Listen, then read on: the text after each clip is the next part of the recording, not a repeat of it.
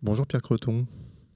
Bonjour. On vient de voir tes premiers courts-métrages et ainsi que ton premier long-métrage.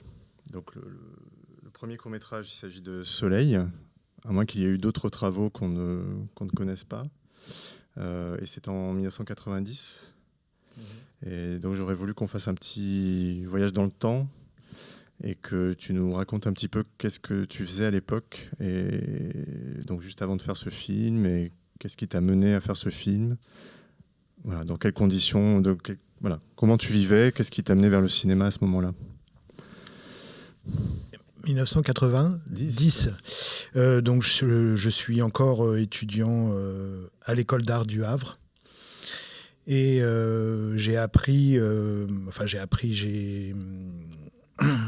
j'ai pris la caméra qui était dans cette école sans que ni le cinéma ni l'audiovisuel soit enseigné. Donc j'ai appris seul un peu comment utiliser cette petite machine. C'est déjà une caméra numérique, hein, pas tout à fait les petites caméras comme elles sont arrivées un peu après. Mais bon voilà, une caméra assez simple, suffisamment simple pour être seul et envisager de filmer des choses. Et j'ai accompagné une amie, Marie Le Pallec, qui est une amie d'enfance, on va dire, avec qui on a continué de faire des travaux. Elle a écrit avec moi, on a écrit ensemble Le Voyage à Vézelay. J'ai accompagné Marie parce qu'elle était éducatrice spécialisée. Je l'ai accompagnée dans un séjour d'été pour le CESAP, pour accompagner des enfants polyhandicapés avec qui elle travaillait déjà, auprès de qui elle travaille toujours. Et je me souviens plus si c'est moi qui ai proposé au CESAP de faire un film ou si eux m'ont demandé. Enfin, toujours est-il qu'il y avait un projet de film institutionnel. Et puis à côté de ça, je ne sais pas si c'est vraiment à côté, mais en tout cas pendant, j'ai filmé Yvan et Adeline. Que je me souvienne, Adeline était trisomique et Yvan, peut-être autiste. Je les ai filmés, alors eux peut-être plus. Il y a eu une sorte d'intimité avec eux. On était chacun avec un groupe d'enfants. Et donc parmi tout ce que j'ai filmé dans les rushs, comme on dit, j'ai fait ce film Soleil. Alors de façon très bricolée, hein. J'ai posé sur un écran. J'ai posé sur un écran des lettres métalliques récupérées dans une usine abandonnée au Havre. Je me souviens, il n'y avait peut-être pas tout l'alphabet, mais il y avait en tout cas la possibilité de ce mot, soleil, que j'adorais, que j'adore toujours. Qui vient d'ailleurs peut-être de Bataille, puisque on parlait du voyage à Vézelay tout à l'heure, on y reviendra sûrement. Et donc j'ai posé les lettres comme ça sur l'écran que j'ai refilmé et j'ai monté en coupant la bande VHS comme ça, en réenregistrant la télévision. Donc je me souviens, je sais pas comment ça a été. C'est un film qui a un peu disparu, même pendant un moment, que j'ai réussi à retrouver parce que j'ai dû quand même à un moment donné la copier sur un support qui a fait qu'il existe toujours. Enfin, je raconte ça comme si ça remontait, faut pas exagérer, c'est il y a 30 ans. Voilà. Comment c'était une commande, donc en fait c'était une demande. Est-ce que du coup ça t'a permis d'enchaîner ensuite tout de suite avec autre chose? Est-ce que ça t'a servi de déclencheur, ou est-ce que de toute façon tu aurais fait un film de toi-même sans commande préalable en fait? J'aurais pas pu faire ce film si j'avais pas été Mais d'ailleurs, finalement, ça commence comme ça, c'est-à-dire que d'être... je ne sais pas comment on nous appelait, accompagnant, ou... Enfin, d'être accompagnant, d'avoir ce statut d'accompagnant, d'être salarié de ce CESAP, m'a permis de faire ce film. C'est-à-dire que peut-être déjà, l'idée de venir filmer complètement à l'extérieur de la situation, finalement, je vais continuer comme ça, de faire les films de l'intérieur, quoi, je dirais. Alors, ça a rebondi sur des choses, pas forcément... Enfin, sur des films, oui, mais sur le fait que j'ai travaillé après, pendant 2 ans au Havre... à la Ligue havraise pour l'aide aux handicapés, où j'ai animé un atelier de dessin pour les résidents, voilà, auquel après je faisais pratiquer le dessin. Ouais. Et donc dans les années qui suivent, donc Soleil, tu envisages comment la suite, en fait, du point de vue du cinéma? Est-ce que tu as tout de suite un projet que tu ne réalises pas tout de suite, parce que je crois que c'est 94, le Vicinal, c'est 4 ans plus tard, si je ne me trompe pas. Qu'est-ce qui se passe entre ces deux films? 90, 1 an après, je passe mon diplôme. Je prévois déjà retourner vivre à la campagne, enfin de là où j'avais vécu, enfin où je voulais retourner. Chose que j'ai fait. C'était ça avant tout le projet. C'était avant tout un projet de film, un projet de vie, je veux dire. Moi, j'imaginais bien que ça ne s'arrêterait pas là, mais je savais pas vraiment de quelle manière ça continuerait. Et en fait, les choses sont arrivées, je crois, par Ginette Dissler qui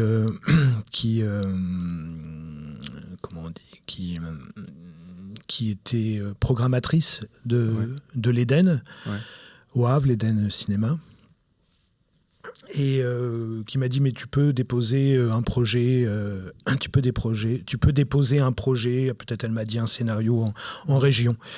J'ai déposé un projet pour je ne sais plus comment s'appelait la commission, Images différentes, ou bon, je ne sais plus. Alors ça ressemblait vraiment pas à un scénario classique. Je me souviens que c'était plus des dessins, un plan, enfin comme l'est d'ailleurs le Vicinal, quoi. C'est vraiment des lignes à partir de l'endroit où à ce moment-là je commence à habiter. Une maison très très éloignée du bourg, très éloignée du village, et donc l'idée des chemins, de la route qui conduisent de ma maison au village, aux habitants. Et je me souviens que j'ai eu cette aide. Je crois que Ginette a dit: si vous aidez pas Pierre Croton, je démissionne. Enfin bon, voilà, un truc comme ça. Donc ça a marché. Ça a marché. Bah oui, il faut être un peu soutenu. Et donc ça a marché. J'ai fait le film en 16 mm. C'est le premier et le dernier en pellicule avec une petite équipe qui m'a semblé d'ailleurs trop compliqué pour ce que je voulais filmer. Parce que ce que je cherchais, c'était plus à capter, enregistrer une relation dans son intimité avec les personnes rencontrées.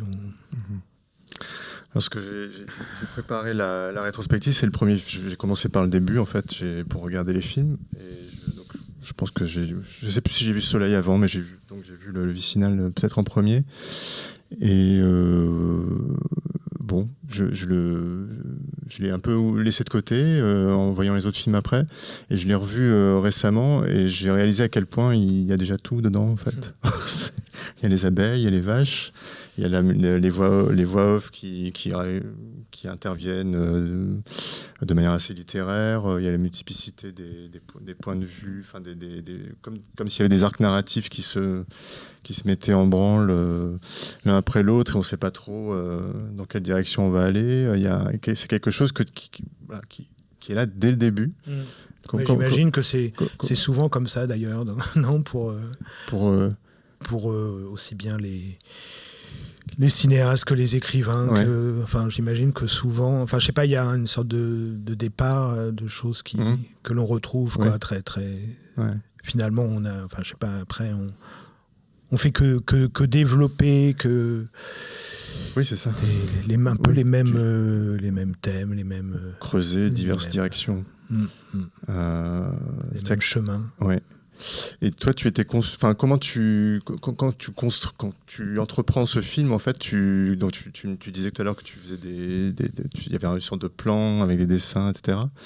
Mais il y avait cette volonté de ne pas rester, par exemple, sur un même sujet, sur toute la durée du film. C'est-à-dire qu'on a l'impression que tu construis le film en même temps que tu le réalises.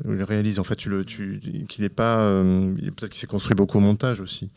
Mais au moment où tu l'écris, est-ce que tu as cette conscience que tu prends plein de chemins différents et on ne sait pas trop dans lequel tu vas vraiment t'engager. Enfin, moi, j'ai cette impression-là. Et c'est quelque chose qui est très stimulant, en fait, je trouve, dans tes films. Je crois que c'était déjà là dans le projet, dans le peu d'écriture qu'il y avait. Je crois qu'il y avait déjà cette idée de... En même temps, pas d'éclatement, parce que c'était presque une carte, en fait, ce dessin avec ces lignes. Il y avait l'idée... Bon, alors quand même, ce qui a quand même déclenché ce film, c'est quand même la rencontre avec Marcel Pilate, l'apiculteur. Tout est parti de là, de lui, et quoi construire, quoi raconter, s'il s'agit de raconter quelque chose, autour de cette figure.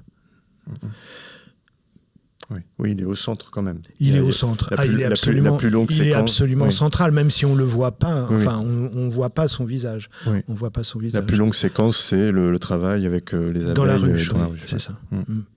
Et il y a l'idée un peu peut-être métaphorique de la ruche, de la société qu'on retrouve dans le village à l'école avec l'enfant et la classe. Et l'idée de sortir de la classe, sortir de la ruche. J'avais envie de te demander comment qu'est-ce que tu peux en penser maintenant, donc, si tu as l'occasion de le revoir, qu'est-ce que ça te fait quand tu le revois, le Vicinal ? Comment tu le vois maintenant, 30 ans plus tard ? Écoute, je sais pas ce que ça en tout cas, je le reconnais. Je le reconnais, je m'en sens pas si éloigné, parce que comme tu disais au début, les choses sont là et ça va être une sorte de variation. Et puis il y a quelque chose qui a continué de se construire de la même manière, c'est-à-dire faire un film à partir de, c'est pas du tout ça, c'est-à-dire que il se passe quelque chose dans la vie et le désir de faire un film arrive, quoi. Enfin, ça s'est quasiment toujours passé comme ça se passe toujours.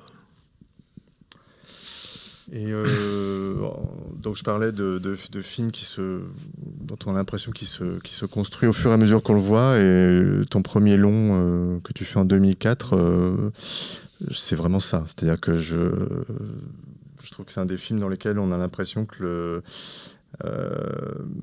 tu le penses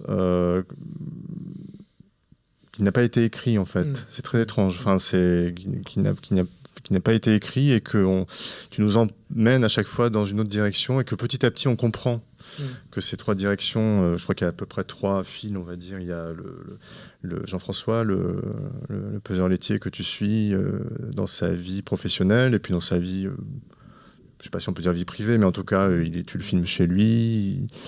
il lit, une amie à toi réalise son buste, réalise une sculpture de son buste. Il y a toi, donc j'ai dit peseur laitier pour Jean-François, mais il est contrôleur laitier. Toi, tu es peseur laitier à ce moment-là. On assiste à ton embauche, ou alors elle est reconstituée à l'écran. Je ne sais pas. Elle est reconstituée à l'écran. Telle qu'elle s'est passée. Ouais. Et donc on te voit dans ton travail également de peseur laitier. Et il y a les interviews que tu fais des éleveurs de vaches et que tu vas interviewer, auxquels tu poses à peu près la même question à chaque fois et que tu suis dans leur travail également. Et tout ça s'imbrique. On ne sait pas comment ça va s'imbriquer au début, mais ça s'imbrique très bien. Et voilà, ça c'est typiquement en fait pour moi le film où je n'arrive pas à voir comment tu as pu le penser en fait, de comment tu arrives à ce résultat-là. Est-ce que tout est... Dès le début, tu te dis, voilà, je vais suivre Jean-François, je vais me suivre moi en tant que peseur laitier, je vais faire des interviews des éleveurs, où tu fais des choses peut-être l'une après l'autre et tu te dis, tiens, je vais regrouper tout ça. Non, il y a eu quand même... Il y avait au départ pardon. Il y avait au départ les grandes lignes. Il y avait... Il y avait des grandes lignes. Le point de départ, c'est avant tout le travail que j'exerce, depuis 1 an, celui de peseur. Et donc qui consiste à aller chez les mêmes éleveurs tous les mois, à peu près 20 fermes par mois. Et je me rends quand même compte assez vite que les salles de traite sont vraiment des endroits, des endroits cinématographiques, des endroits que j'ai envie de filmer en fait, qui sont des cadres merveilleux. Et puis, ce qui a demandé un certain temps, une certaine connivence avec Jean-François. Ça a pris une bonne année. Et quand cette connivence possible est arrivée, et que je lui ai demandé s'il accepterait d'être filmé, il savait pas, même moi-même, je savais pas très bien ce que j'allais faire. Quand même, l'idée de Cécile est arrivée assez vite à partir du moment où j'ai pu imaginer que je pouvais filmer Jean-François. J'en ai parlé à Cécile, Jean-François était d'accord. Je suis resté très proche de la démarche de Cécile qui consiste à demander à des gens s'ils veulent bien poser pour elle. Et puis cette idée de filmer côte à côte le travail concret que j'exerce comme salarié, comme peseur, qui est aussi le travail des éleveurs, qui est celui de produire du lait, donc dont on connaît vraiment la finalité, et de mettre à côté le travail de Cécile, le travail de l'artiste, de l'art, dont on ne sait pas très bien au fond à quoi ça sert. Et puis voilà, je suis parti avec ces 2 lignes principales-là. La question de la différence entre l'homme et l'animal est arrivée tout à coup, après quelques semaines ou quelques mois quelques semaines peut-être de tournage. Et donc, la question m'est apparue presque soudainement, mais en fait c'était une question latente, quoi. Oui. D'abord, c'est une question pour moi. C'est une question centrale pour toi, en fait. Oui, bien sûr. Oui. Et donc, je l'ai posé, j'ai fait ce premier entretien avec monsieur et madame Guéroux. Alors, ce que je savais aussi, c'est que j'attendais, enfin, c'est pas si évident, mais j'attendais évidemment pas une réponse précise, parce que de toute façon, il n'y a pas de... Il n'y a pas de réponse, c'est une question sans fin. Mais ce que je savais quand même, je crois, c'est que, ou alors je m'en suis rendu compte à partir des premiers entretiens, c'est que tout m'intéressait, les silences, ce qui se passait à l'image. Oui, parce que finalement les réponses, à part une ou deux qui me paraissent... on a l'impression que les personnes ont déjà réfléchi à cette question peut-être. On a l'impression que tu les cueilles complètement et qu'ils savent pas quoi répondre. En fait, en tant qu'éleveur, c'est même assez étonnant parce qu'ils ont affaire tous les jours aux animaux. Leurs réponses sont pas forcément... On a l'impression qu'ils n'y ont pas vraiment réfléchi. C'est quelque chose de tellement établi dans leur vie de tous les jours que l'animal est peut-être devenu tellement... leur outil de travail en fait, qu'ils n'y réfléchissent plus. Non, puis c'est quand même une question qui est aveugle en fait. C'est une question vertigineuse, mais enfin je le dis là tout de suite comme ça, mais en fait je le pensais pas vraiment quand je l'aurais posé, je pense.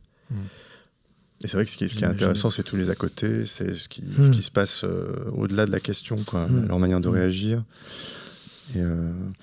Et tu as une très forte relation avec le couple... Monsieur et madame Tanet. Avec les chats.